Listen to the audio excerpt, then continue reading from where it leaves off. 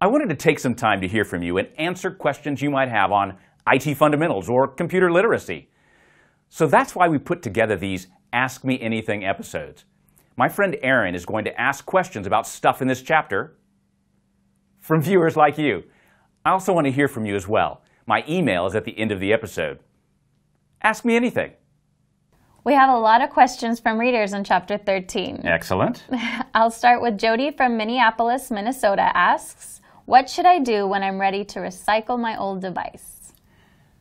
Wow, okay. There's a lot of things to take into consideration here. One, she probably has a lot of personal information on that device. Right. You absolutely cannot just take that device to a thrift store or Salvation Army or something like that, some kind of charity, with all your information on there. She didn't specify what device it was? No? Okay. So let's look at portable devices and handheld devices and regular computers. Good. All mobile devices have some way to do a complete factory reset. And this will wipe that device for all intents and purposes. So she can just simply run that reset and hand that device over and not worry about it. Nice. Okay? Yeah, so that's a great option for mobile devices. Okay. With Windows and Mac OS, they both have a way to reset the computer back to the factory defaults. This is normally done if you kind of get a machine that's buggy or you've had a virus or something like that, and it's like, okay, I want to just completely redo it and reset Windows and start over. Okay. You can do that, right? But let me go a little bit geeky on you here. I'm ready. Okay, all right. When you delete stuff off a hard drive, the stuff doesn't really go away. Uh-oh. Not completely. So when you reset your device, this is good enough if you're just giving the device off to your brother or something like that. But when you're giving it to a stranger, that's probably not the best answer. No, I don't want them to have my information. Right. There are simple tools that you can download, even use for free, that can enable you to scan a hard drive, the mass storage that we talked about in earlier chapters, Yep. Scan that and recover deleted files. Oh, wow. Easily. Wow. Okay, yeah, so this is a bad thing. Yes. The only safe way to fully recycle your computer is to rip the hard drives out. Ah, wow. So you have to get a little geeky there, or be very trusting. Yeah. So on some devices that you can't do that, right? If the hard drive is soldered onto the computer, like in some Right. Apple computers, you don't really have an option. Wow. So, sledgehammer. Well, there you go. Up next, we have Mike from Sedalia, Missouri, wants to know, should I leave my PC on or shut it down when I'm not using it? Oh, one of the oldest questions in computing. In the early days of computing, back when I was a young man, we shut computers down because they didn't have great ways of shutting themselves down. Okay. Modern computers are able to go to sleep, they can shut down various functions, and they don't use much, if any, electricity when they're not actively in use. Okay. So you can just leave them on. Leaving them on also helps with patching, because most companies like Microsoft and Apple will push patches. Microsoft calls theirs Patch Tuesday, right? And it's once a month, not every week, or when it definitely needs to be done, when there's a big security fix or something. If those patches are designed to come in when most users aren't working, like 2 o'clock in the morning. Right. And so if you leave your computer on, the patch will come down, your computer will be patched, it'll even reboot. Wow. Without you doing anything. Wow. And you come in and you have a little sign on your computer that says, I've been patched. Has a mind of its own. That's right, that's right. And so leaving it on is what I would suggest now. Okay. The only time you would turn it off and unplug it is in case of an electrical storm. Right. Like a big storm comes rolling in, just like you would any other major electronics, just unplug. Some good advice. Yeah.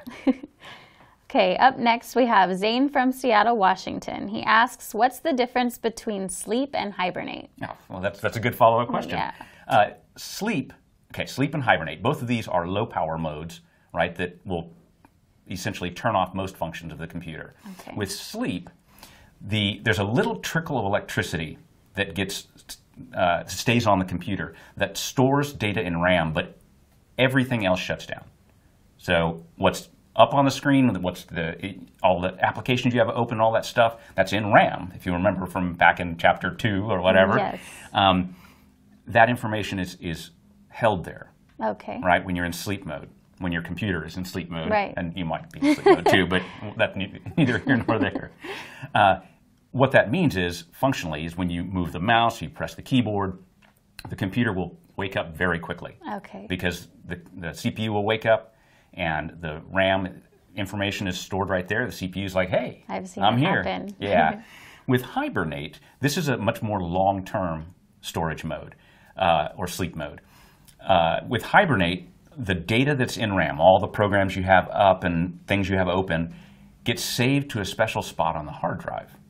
Okay. And then everything shuts down. Oh, Okay? Okay. So in practice, that is still pretty fast to come up. When you press the power button, you press whatever key is designed to get your computer out of Hibernate mode, the data from the hard drive has to get copied up into RAM, right? So there's a little bit of a delay, but it's still faster than turning the computer all the way off. Oh, really? Right, because if you turn the computer off, then you turn it on, It's and true. then load the applications you had, Yeah. and load the files you have. So that's a longer term prospect. Yeah. Okay, so that's Great. the difference between sleep and hibernate. Awesome. Up next, Yasmin from Anchorage, Alaska says, I watched the episode on cleaning your computer and I wondered why not just use a vacuum cleaner instead of taking the PC outside and using compressed air? Taking the computer outside to clean it obviously keeps the dust out, and in the video where we actually had the fire department called, just because that was fun. They were like, don't do that again. Taking it outside is good, and the compressed air is fairly inexpensive. That's the easy way to do it, except, right, what if it's cold and you're in Anchorage, Alaska, and it's the middle of winter? Yeah, good point. Right? Then there might be a little reticence to unplug everything, take it out in the cold, and air it out. So the idea is, well, why not just use a vacuum cleaner? And the problem is that most vacuum cleaners use a plastic head. Okay. Right? Right. And the air and dust that flows over that plastic head is making static electricity, Oh. right? So it's like this little walking lightning stick. So it's yeah. perfectly fine to use a vacuum cleaner on the outside Okay. of a computer. So you can be cleaning around the vents in the back or in the front where the air is coming in.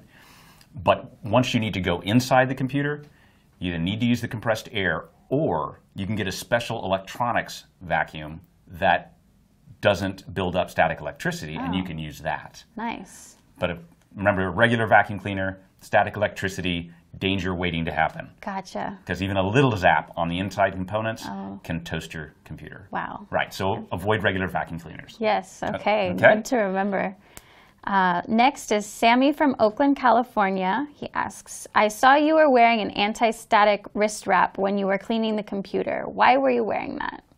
An anti-static wrist strap has a little resistor that when it touches your skin, and it essentially keeps you and the alligator clip on the other the same electrical level. Cool. Or another word for it is called electrical potential. So you might be wandering around it at plus 10 volts electricity compared to ground.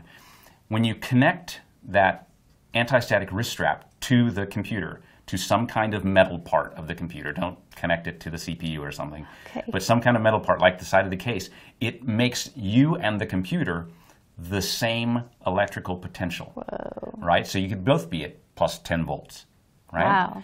And what that means in practice is that you can then reach in and touch stuff and not worry about there being any kind of static electricity discharge. Very cool. So it keeps you and the computer safe. I need one of those. Yes, yes. Very cool. Next is Brandon from Norfolk, Virginia. He asks, how do I recycle my ink and toner? This is important. With toner, and toner is what you have in laser printers. Okay. Toners inside that cartridge is secretly a bunch of other components. Oh, And these are very much recyclable and should be recycled. Okay. So when you run out of toner, take that cartridge and whoever you are buying the next cartridge from should have some kind of recycling availability there. Okay. With ink, manufacturers have made it almost impossible to do anything with these, to refill them or recycle them or anything. So unfortunately, with ink cartridges, your only real option is... Wow, that's unfortunate. Yeah, it is. Kind of a waste. Yeah, sounds like it. And that's all I have for chapter 13. So Wow. Thank you, Scott. Thank you. And thank you. My email should be coming up in just a moment. Ask me anything.